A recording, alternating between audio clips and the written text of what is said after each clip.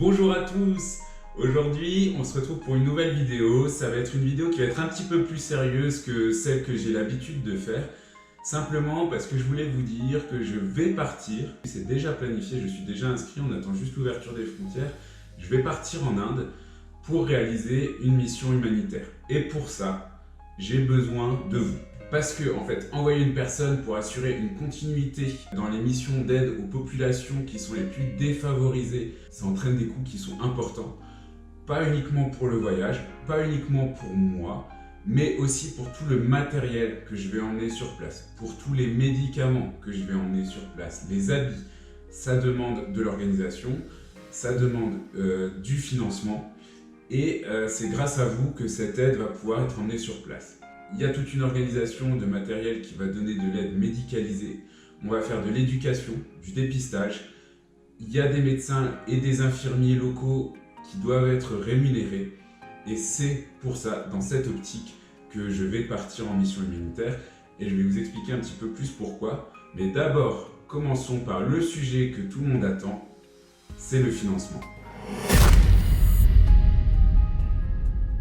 Donc voilà, pour être clair, tout de suite, on va abréger la vidéo pour ceux qui n'ont pas envie de regarder jusqu'au bout mais qui sont prêts à faire un don pour m'aider à partir.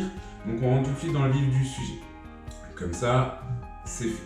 Donc concrètement, pour partir, il faudrait compléter une cagnotte pour moi qui serait d'un montant de 2500 €.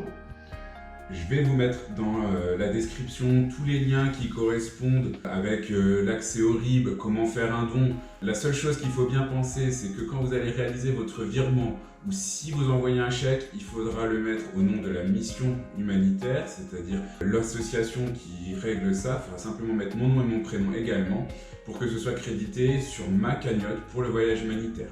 Une chose qui est très importante, c'est que presque 70% de votre don est défiscalisé.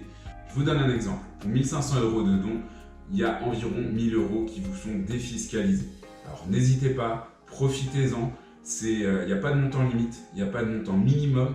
Vous pouvez défiscaliser autant que vous le souhaitez. S'il y a une personne qui veut financer la totalité de la mission, pour moi, je la remercie d'avance, ce serait formidable. Et vous pourrez défiscaliser tout autant. Il n'y a pas de plafond. Ce qu'il faut comprendre, c'est qu'à aucun moment je ne perçois de l'argent en direct. Tout va à l'association qui s'appelle Mission Humanitaire, dont le logo est juste en bas à droite de l'écran. Ça va simplement me permettre et leur permettre à eux d'organiser et de préparer mon voyage avec toute la sécurité que ça peut comprendre dans un pays qui est un petit peu compliqué, on va le voir après. En plus d'aller sur place, j'aurai une mission qui sera complémentaire. En plus de mes journées où je vais aider sur les médecins, les infirmiers, à l'organisation de la pharmacie, sur les médicaments, sur l'apport de matériel, la construction d'écoles, donc on verra encore tous ces éléments-là un petit peu plus en détail dans la vidéo, je vais avoir la possibilité, mais aussi le devoir de réaliser, et c'est à ces conditions que je vais pouvoir le faire, une vidéo, un reportage sur comment une mission humanitaire avec cette association s'organise, se construit, se planifie, pour les bénévoles. Donc il y aura la phase amont, la phase voyage, la phase d'action et la phase retour. Ce sera vraiment une vidéo complètement reportage qui leur permettra à eux aussi d'utiliser ce documentaire pour alimenter leurs sources et pour pouvoir donner plus d'informations encore aux futurs bénévoles qui souhaiteraient venir pour participer à une mission humanitaire. Les grandes questions, c'est où? J'ai déjà un peu répondu, mais surtout combien de temps je vais partir en mission. Alors où? Vous savez, j'ai expliqué en début de vidéo que j'allais partir en Inde courant juillet. Mais où exactement, vous ne savez pas. Donc je vais aller dans le village de Villupuram, à Tamil Nadu. Et c'est de cet endroit-là qu'on va aller, après en étoile, faire des traversées pendant près de 20 jours. On va faire un circuit en étoile pour aller voir les villages qui sont les plus démunis. C'est pas du tourisme humanitaire, parce qu'on va se dire oui, tu pars 20 jours, mais en 20 jours tu vas faire quoi là-bas? Tu vas pas changer le monde. Ça n'est pas du tourisme humanitaire et je ne vais pas changer le monde en 20 jours. Ce qu'il faut comprendre, c'est que cette association réalise des missions tout au long de l'année. C'est-à-dire que tous les 20 jours, il y a une pause de 10 jours avant que de nouveaux bénévoles retournent, par exemple pour moi, en Inde, faire une mission de 20 jours. Il y a une vraie continuité. On ne veut pas changer la géopolitique du pays, on veut aller aider les enfants et les personnes qui en ont le plus besoin. Donc à chaque fois qu'une mission se termine, 10 jours après, une nouvelle mission au même endroit est reprise pour développer tout ce qui peut être développé sur place. Évidemment, la grande difficulté aujourd'hui, c'est la fermeture des frontières, c'est la première chose, qui sont liées au Covid. Et malheureusement, ça a empêché toutes les missions de l'année précédente, quasiment toutes les missions de 2020 pour les bénévoles. Il n'y en a aucun qui a pu partir, donc il n'y a eu aucune aide qui a été apportée, aucun médicament, aucun soin, aucun suivi médical. Et ça, c'est vraiment très compliqué pour ces populations-là dans le cadre actuel. Ça fait un an qu'ils n'ont pas de suivi, un an qu'ils n'ont pas d'aide. C'était déjà dur avant, on leur apporte quelque chose, on a dû leur retirer ou en tout cas arrêter. Et c'est le prochain sujet, c'est la situation actuelle dans ces pays-là. Alors évidemment, la situation, vous en doutez, je l'ai dit avant, elle est totalement catastrophique. Il y a de plus en plus, depuis la fermeture des frontières, une interruption des services humanitaires sur place, que ce soit mission humanitaire, l'organisme avec lequel je vais partir, ou les autres organismes, Médecins sans frontières ou d'autres, qui n'interviennent plus sur place pour les populations.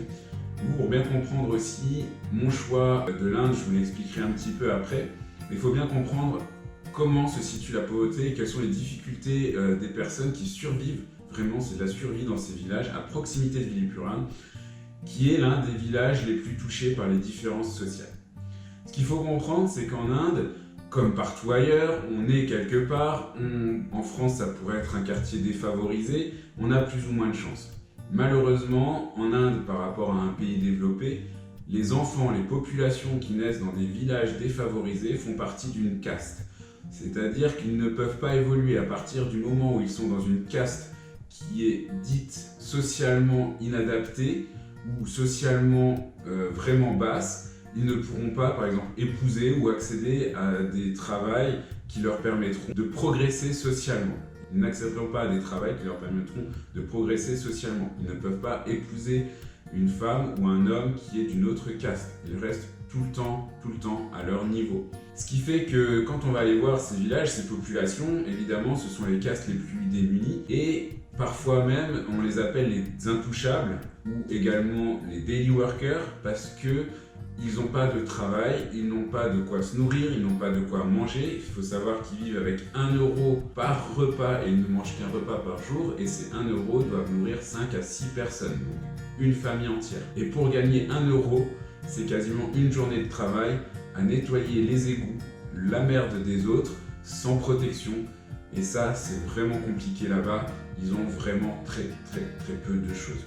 C'est ça la situation en Inde. Et c'est ce qu'on voit pas, et c'est ce que je veux montrer aussi dans mon reportage, et c'est aussi pour ça que je veux aller là-bas. Qu'est-ce que je vais aller pouvoir faire sur place? Qu'est-ce que je vais pouvoir apporter? Je ne suis pas médecin, je ne suis pas infirmier. Et pourtant, je vais pouvoir apporter une grande aide médicale sur place, qui est une des principales missions en Inde, sera surtout dédiée au dépistage et aux soins de la lèpre. La lèpre, c'est un mot que vous connaissez, une maladie que vous connaissez certainement de près ou de loin, c'est une maladie qui peut faire peur, il ne faut pas s'en inquiéter. La lèpre, pour pouvoir être contaminé par la lèpre, ce qui ne sera pas mon cas, il faudrait rester plusieurs mois avec les personnes en contact et dans des espaces clos. Ce que je vais aller faire, c'est du dépistage et apprendre à ces personnes, à ces mêmes personnes, à comprendre le dépistage, à l'utiliser et à le faire chez eux, pour leur famille, pour leurs amis. Donc le dépistage de la lèpre, de la prévention et de l'éducation au niveau des soins, principalement au niveau de l'hygiène et de l'hygiène dentaire. Il y a une aide à la protection et au développement de l'enfance avec des animations dans les écoles, donc on va pas faire des cours, on va pas apprendre le français ou l'anglais, mais on va distribuer à la fois du matériel scolaire et aussi leur permettre d'évoluer au sein de leur caste et peut-être pouvoir prendre des cours une semaine, c'est-à-dire un petit peu comme en alternance en France, mais pour le coup c'est plutôt bien fait en Inde. Ils pourraient travailler une semaine, donc ce serait du travail des enfants évidemment, mais au moins ils auraient la possibilité de travailler une semaine, de donner de l'argent à leur famille qui leur permet de se nourrir, et d'un autre côté, pouvoir intégrer un cursus scolaire et peut-être changer de vie un jour. Il y a également énormément de chantiers de développement d'infrastructures, de réhabilitation de locaux, de construction de locaux, de puits, de sanitaires et d'assainissement. Il faut savoir qu'en Inde, il y a un taux d'humidité qui est extrêmement important et qui dégrade très rapidement tous les locaux.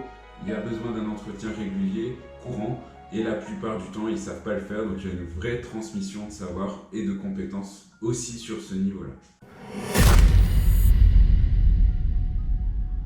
J'ai choisi de partir en Inde parce que j'avais aussi une notion de plaisir. Il ne faut pas l'écarter, il faut savoir le dire. J'ai vraiment choisi l'Inde parce que c'est un pays qui m'attire et j'ai vraiment envie d'apporter une aide bénévole à des enfants qui en ont vraiment besoin dans un pays compliqué socialement et économiquement, géopolitique, vraiment difficile avec des différences sociales extrêmement importantes. En plus, il y a eu une année très compliquée pour eux puisqu'il y a eu le Covid qui s'est mis en place, qui a fermé les frontières de quasiment tous les pays et ça n'a rien arrangé du tout. C'est grâce à vous, encore une fois, que ce voyage sera réalisable. Je compte vraiment sur vous. Partagez cette vidéo avec vos amis, avec votre entourage. Tout le monde peut faire un don, tout le monde peut faire ce don et le défiscaliser en plus à hauteur encore une fois de 70%. Ce qui est quand même pas négligeable. Et pour ce voyage, j'ai choisi l'association qui s'appelle Mission Humanitaire, pour laquelle j'ai fait un entretien de suivi psychologique. J'ai fait un séminaire avec eux pendant 2 jours et demi, sur lesquels on a fonctionné, on a été analysé sur notre vie en groupe, sur notre capacité à réagir au stress, aux différences culturelles. On a vu toutes les étapes du voyage au travers du séminaire. On a vraiment eu un recrutement assez dense. C'est des journées qui sont 14 heures, c'est quand même des journées qui sont très longues, très compliquées. Et donc avec tous ces entretiens, j'ai eu la chance d'être confirmé et d'avoir l'aptitude à aller dans ce pays, à aller en Inde sur ce choix de destination. Je vous encourage à aller à un séminaire de mission humanitaire également, ça vous donnera peut-être envie comme moi de partir en Inde où il y a d'autres pays qu'ils préconisent ou sur lesquels ils font des missions. Il y a le Cambodge, le Bénin, le Togo, Madagascar, tout ça sont des pays qui ont des difficultés, qui ont des différences sociales et géopolitiques et des conflits qui ont besoin d'aide, qui ont besoin de vous. Aujourd'hui, c'est moi qui vous demande de m'accompagner en Inde et c'est pour toutes ces raisons que j'ai vraiment envie de partir, j'ai envie d'aider ces populations. Le Covid, je sais pas, j'ai eu le déclic et j'ai envie que ce soit fait, ce sera fait. Et plus j'aurai de dons, plus facile ce sera pour moi d'y aller. Je vous remercie d'avoir suivi cette vidéo. Pour ceux qui l'ont suivi jusqu'au bout, encore une fois, n'hésitez pas à la partager. Surtout les liens qui sont dans la description, c'est ce qui va me permettre de récolter un maximum de dons sur ma cagnotte pour l'association Mission Humanitaire. Encouragez-moi, aidez-moi, partagez encore une fois. On va pouvoir aller là-bas sur place. Vraiment, c'est un grand merci. Vous avez peut-être encore rien fait, mais ne serait-ce que regarder cette vidéo, pour moi c'est déjà énorme. Faire cette vidéo, pour moi c'est déjà un grand pas. Partir en mission humanitaire, ce sera un step encore au-dessus. C'est vraiment incroyable ce qu'on va pouvoir faire ensemble. Je sais qu'on va pas changer le monde, mais je me dis que si ensemble, on arrive à changer les idées d'un monde parfait en commençant simplement par l'améliorer, on aura déjà fait une grande étape dans l'avenir de tous ceux qui en ont besoin.